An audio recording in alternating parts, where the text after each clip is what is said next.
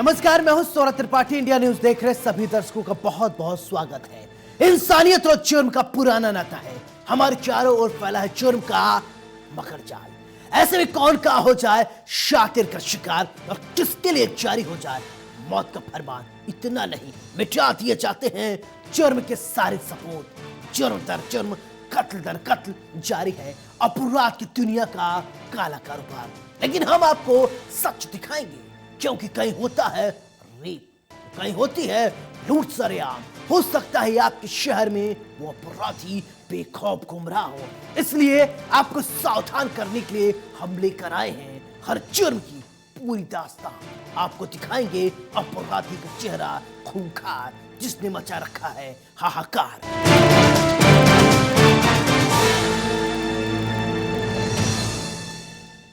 UP के जौनपुर में गुरुवार देर रात पुलिस की पिटाई से एक युवक की मौत का मामला सामने आया था।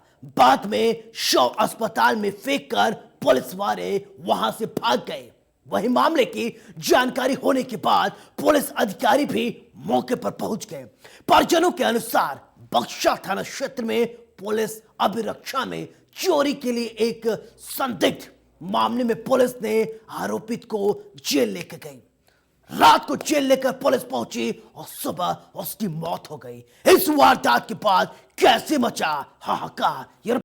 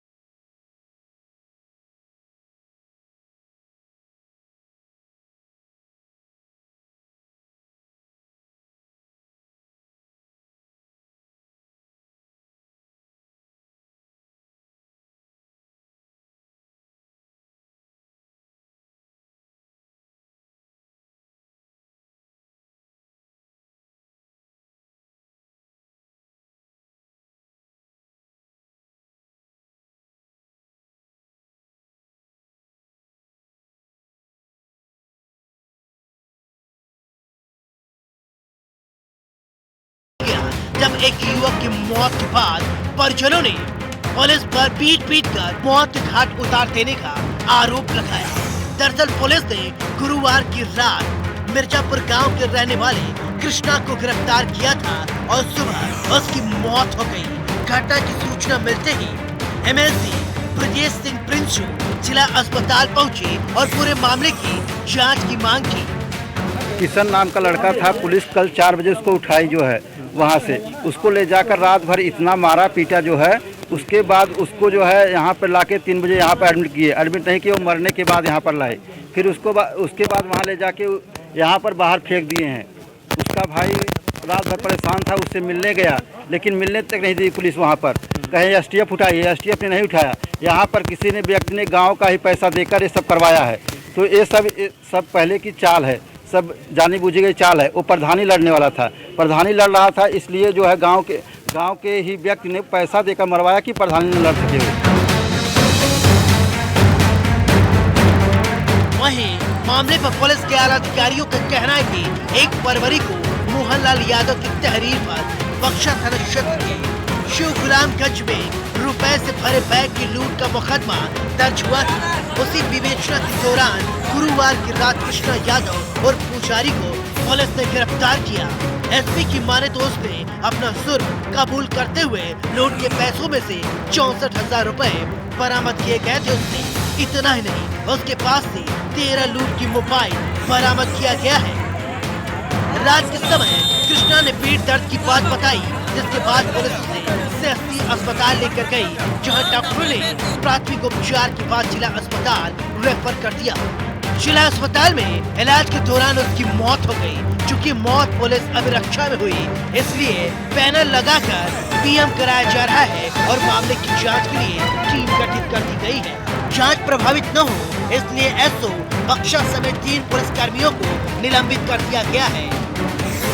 इसमें मजिस्ट्रियल इंक्वेस्ट करवा करके पैनल से पीएम करवा करके उसकी वीडियोग्राफी करवाई जा रही है। उक्त संबंध में थाना बक्सा के संबंधित अधिकारियों के खिलाफ प्रारंभिक जांच के आदेश दे दिए गए हैं और ताकि जांच प्रभावित ना हो सके, इस संबंध में एसओ बक्सा और 3 अन्य कर्मियों को तत्काल प्रभाव से निलंबित कर दिया गया है। एसपी द्वारा की गई इस कार्रवाई के बाद भी परिजनों को गुस्सा शांत नहीं हुआ और दर्जनों की संख्या में महिलाएं और पुरुष ने जौनपुर प्रयागराज मार्ग पर जाम लगा दिया। जाम की सूचना मिलते ही फोर्स मौके पर पहुंची, तभी आक्रोशित ग्रामीणों ने पथराव कर दिया। पथराव में सीओ सिटी जितेंद्र दुबे सहित 4 पुलिसकर्मी घायल हो गए।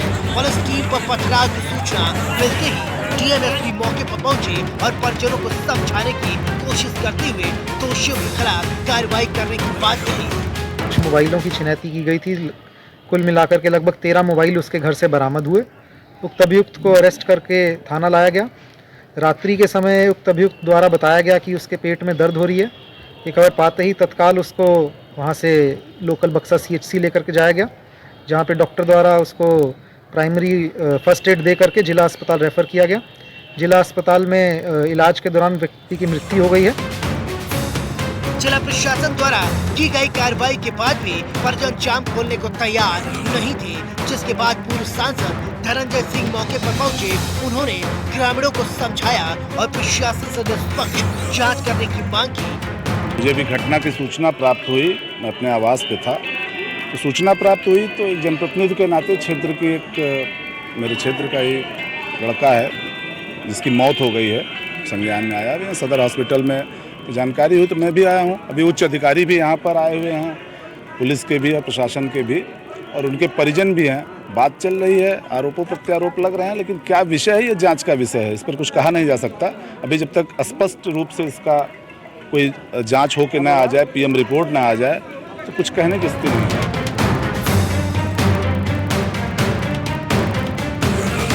इस वारदात के बाद कई सवाल खड़े होते हैं। आखिर पुलिस की कस्टडी में कैसे मौत हुई?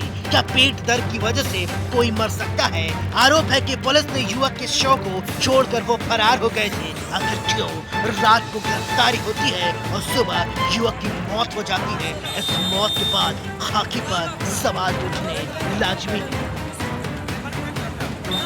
जौनपुर में पुलिस कस्टडी में युवक की मौत के बाद जिले में हाहाकार मच गया है।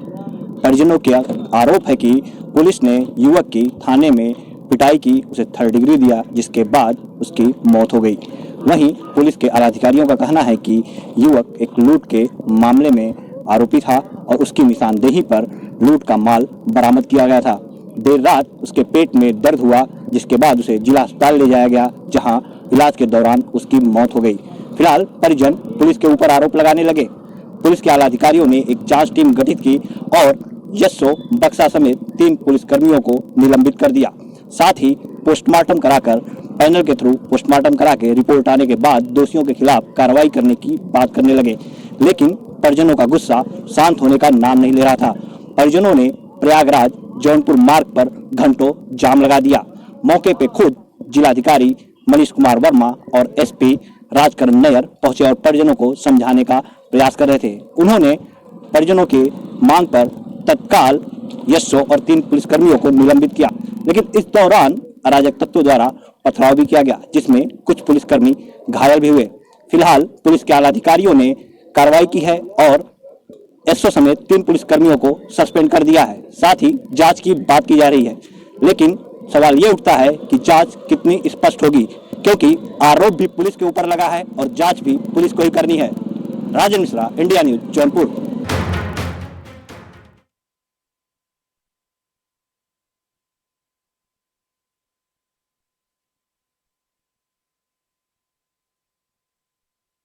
लगातार आपराधिक मामले बढ़ते जा रहे हैं। यूपी पुलिस बदमाशों के लिए काल बन गई है। पुलिस बदमाशों को उनके बिलों से खोज खोज कर निकाल रही है। हम आपको दिखाएंगे किस तरीके से बाराबंकी में मुठभेड़ हुई। इसके बाद ग्रेटर नोएडा में कैसे गोलियों की तड़तड़ाहट से मचा हाहाकार।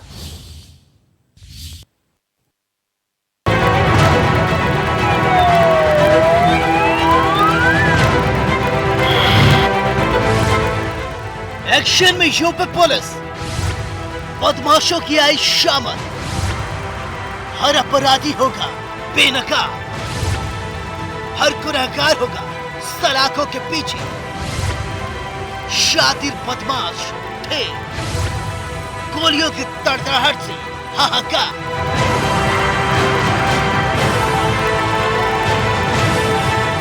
यूपी पुलिस बदमाशों के लिए काल बन गई है। पुलिस बदमाशों को उनके बिलों से खोज खोज कर निकाल रही है। आपकी टीवी स्क्रीन पर दो तस्वीरें दिखाई दे रही हैं। पहली तस्वीर बाराबंकी से है, दूसरी तस्वीर ग्रेटर नोएडा की, जहां गोलियों की तड़तड़ाहट से हाहाकार मचा हुआ है। चलिए अब इन दोनों तस्वीरों के बारे में हम आपको एक एक करके बताते हैं। तो सबसे पहले बात करते हैं बाराबंकी की।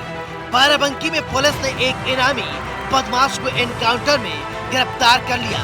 गिरफ्तारी की कोशिश के दौरान पुलिस की शातिर अपराधी से मुठभेड़ हो गई। मुठभेड़ के दौरान पुलिस की गोली लगने से शातिर बदमाश के पैर में गोली जा लगी, जिससे वो घायल हो गया। जी हाँ, यूपी का ऑपरेशन क्लीन लगातार जारी है। पुलिस बदमाशों को खोज खोज कर उनके बिलों से निकाल रही है। पुलिस ने देवा थाना क्षेत्र के कुआरी जंगल के पास मुठभेड़ के बाद सुकेत नाम के शातिर अपराधी को गिरफ्तार किया है। दरअसल अपराधी सुकेत के बारे में जानकारी मिलने पर पुलिस ने उसकी गिरफ्तारी के लिए जाल बिछाया, लेकिन आरोपी ने पुलिस से बचने के लिए फायरिंग शुरू कर दी, जिसके बाद पुलिस ने अपने बचाव में फायरिंग की। इस मुठभेड़ में सुकेत के पैर में गोली जा लगी, जबकि एक पुलिसकर्मी भी घायल बताया जा रहा है। घायल अपराधी को इलाज के लिए सीएससी अस्पताल में भर्ती कराया गया। जानकारी के मुताबिक पुलिस की गिरफ्त में आए सुकेत एक बेहद शातिर किस्म का अपराधी है और उसके ऊपर 302, चोरी, डकैती समेत दूसरे गंभीर धाराओं में मामला दर्ज है। अपराधी सुकेत सतरीख थाना क्षेत्र के एक गांव का रहने वाला है। मुठभेड़ के बाद उसे गिरफ्तार कर लिया गया है। एसपी ने बताया कि मुठभेड़ में सुकेत के पैर में गोली लगी है, जबकि एक पुलिसकर्मी घायल हुआ है।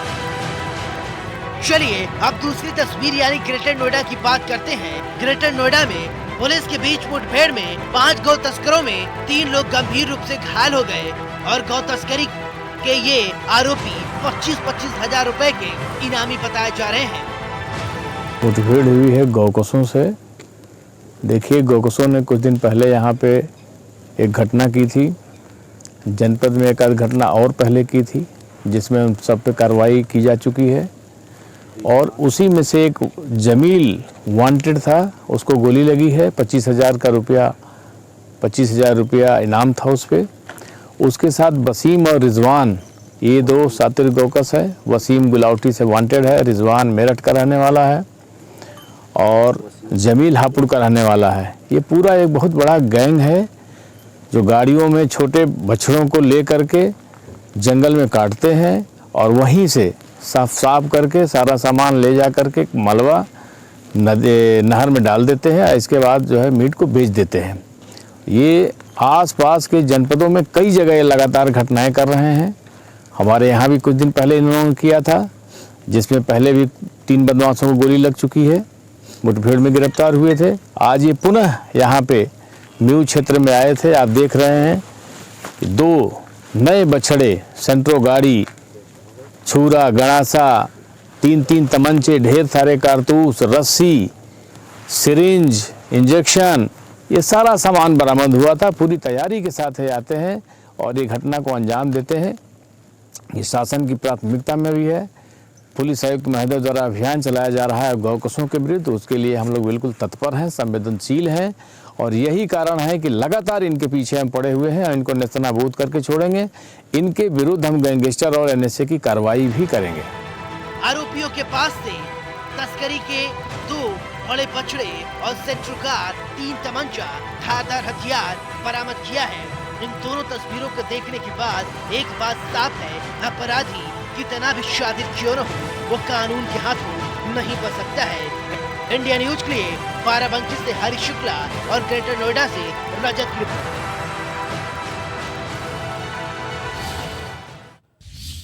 देश भर में वैलेंटाइन वीक चल रहा है।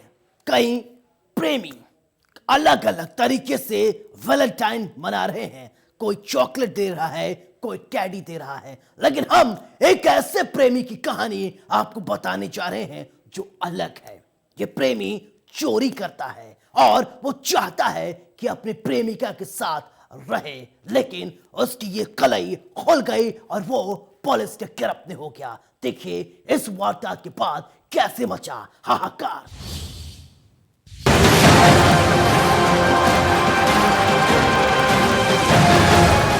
शातिर चोरों से सावधान, कहीं आपका प्रेम चोर तो नहीं, कहीं आपको चोरी का गिफ्ट न मिल जाए।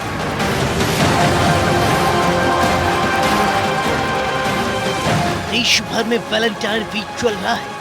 कहीं कोई प्रेमी प्रेमिका को चॉकलेट दे रहा है, कहीं टैडी, तो एक दूसरे से कहीं प्रॉमिस किए जा रहे हैं। लेकिन हम आपको कुछ अलग ही कहानी बताने जा रहे हैं। हम आपको एक ऐसे प्रेमी के बारे में बताने जा रहे हैं जो चोरी के दम पर घर बसाने चला था। जी हाँ, आपकी टीवी स्क्रीन पर दिख रही तस्वीर यूपी के गाजियाबाद की है, जहां शातिर चोर राशिद ने वैलेंटाइन डे पर अपनी गर्लफ्रेंड के साथ घर बसाना चाहा, इसलिए उसने एक घर से ज्वेलरी चोरी की थी। इस ज्वेलरी को बेचने के बाद उसने तमाम घरेलू सामान भी खरीद लिया था। बचे हुए 2 लाख रुपए से वो शादी का जोड़ा खरीदना चाहता था। तभी पुलिस ने उसे धर दबोचा। मामला लिंक रोड इलाके का है। आरोपी राशिद के साथ उसका साथी शाहिद और चोरी की ज्वेलरी खरीदने वाला ज्वेलर नरेश भी पुलिस के गिरफ्त में आ गए हैं। पुलिस ने आरोपी से 2 लाख की नकदी के अलावा घरेलू सामान जैसे एलईडी टीवी, सिलेंडर, इन्वर्टर और मोटरसाइकिल भी बरामद किए हैं। आरोपी को लग रहा था कि चोरी करके कमाए गए धन से वो अपनी गर्लफ्रेंड के साथ घर बसा लेगा, लेकिन उसकी तरकीब कामयाब नहीं हो पाई। रामप्रस्थ कॉलोनी के एक बंद पड़े मकान में इन लोगों ने जो है चोरी की थी। उस चोरी में इन्होंने सोने और चांदी के आभूषण के साथ काफ़ी मात्रा में कैश भी चुराया था। उस घटना के बाद उसकी एफआईआर दर्ज की गई थी और उसके बाद पता सी इसमें जारी की गई और आज जो है 3 व्यक्तियों को इसमें गिरफ्तार किया गया। इनमें से जो व्यक्ति है, एक राशिद नाम का जो व्यक्ति है, ये फलों की ठेला लगाता है, फेरी लगाता है और मकानों की रेकी किया करता है और बंद पड़े मकानों को जो है अपना निशाना बनाया करता है। इसका एक साथी है शाहिद, ये दोनों मिलकर इस काम को अंजाम दिया करते हैं। पहले भी इन पे जो है मुकदमे जो है दर्ज हो चुके हैं चोरी के भी मामले में। और इनका एक जो साथी है नरेश, जो कि ज्वेलर्स का काम करता है, बुलंदशहर का रहने वाला है, उसकी यहाँ इन लोगों ने उन जो भी इनको ज्वेलरी बरामद हुई थी उसको यहाँ पे जाकर इन्होंने बेच दिया। उसके बाद इनको करीब 10,38,000 रुपये उन आभूषणों के प्राप्त हुए। उसका इन लोगों ने काफ़ी कुछ चीज़ें खरीदी, जैसे कि एलईडी, सेट टॉप बॉक्स वगैरह, और कई पैसे इन्होंने अपने जो खर्चे थे उसको चुकाने में लगा दिए। अभी इनके पास से हमें LED TV, inverter, battery, Splendor motorcycle और करीब 2 लाख रुपए कैश बरामद हुए। आरोपी की गिरफ्त के बाद कई सवाल खड़े होते हैं। क्या वो चोरी के दम पर अपना आशियाना बनाना चाहता था? क्या उसे अपने सामर्थ्य पर विश्वास नहीं था? चोरी करके वो घर बसा तो लेता, क्या वो आगे अपने संबंध को बचा पाता? चोरी करके अपना प्यार पाना शायद गलत है। खैर, पुलिस ने आरोपी को गिरफ्तार कर लिया है। अब देखने वाली बात होगी पुलिस आरोपी पर क्या कुछ कार्रवाई करती है। इंडिया न्यूज के लिए गाजियाबाद में जतिन गोस्वामी की रिपोर्ट। हमारा मकसद आपको डराना नहीं है, आपको बताना है समाज में किस तरीके से जराइम की काली कहानी बुनी जाती है। कल फिर मिलेंगे कुछ और काली कहानियों के साथ। तब तक दीजिए अपने दोस्त सौरभ त्रिपाठी को इजाजत। लेकिन चलते चलते दोस्तों एक गुजारिश, सावधान रहें, सुरक्षित रहें और अपना बहुत ख्याल रखें। नमस्कार।